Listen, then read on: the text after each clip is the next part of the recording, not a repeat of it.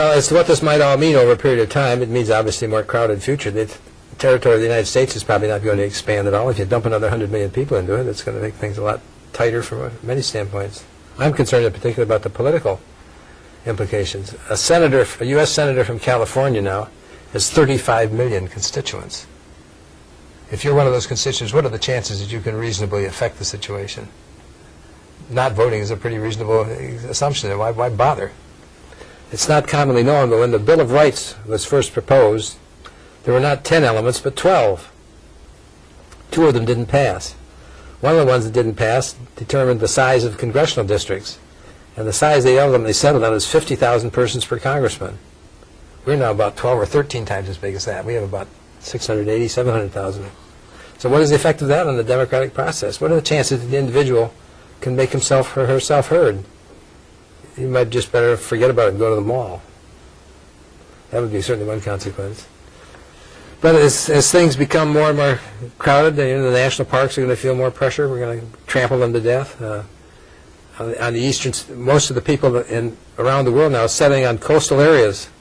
A very large percentage of the U.S. population lives within 100 miles of the coast. Well, what happens if the mean level of the sea goes up a meter and the hurricanes and so on increase in force and frequency? So those are the type of things that you got to think about beforehand, not afterhand, because they too have a great deal of momentum. If the sea level were to go up a meter and you finally do something, but it's like to stop right there. It's going to coast down a good deal further before. So my daughter and son-in-law live in the Miami area. That'll all be underwater. Where are they going to go? When are they going to get out? Who's going to left be holding the bag with the house? That won't be habitable. So there's a lot of political, social, economic consequences that it's easy to envision with these things, and we have to find some way to deal with them. One way to deal with them is to try to stop the population from growing beyond what has been called the carrying capacity. What's the carrying capacity?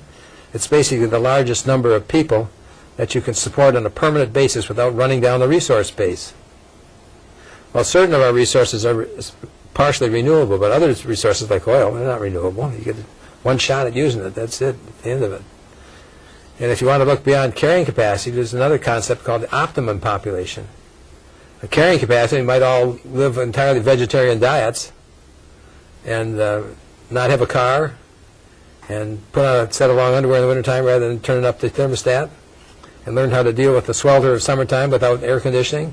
You could, people lived that way for millennia. But an optimum population might be one in which there's a smaller number of people. There's some national parks that have survived the trampling. There's a place for kids to go have a wilderness experience and go hiking off in the bush for 2 or 3 weeks and not have, run into people at every turn on the trail.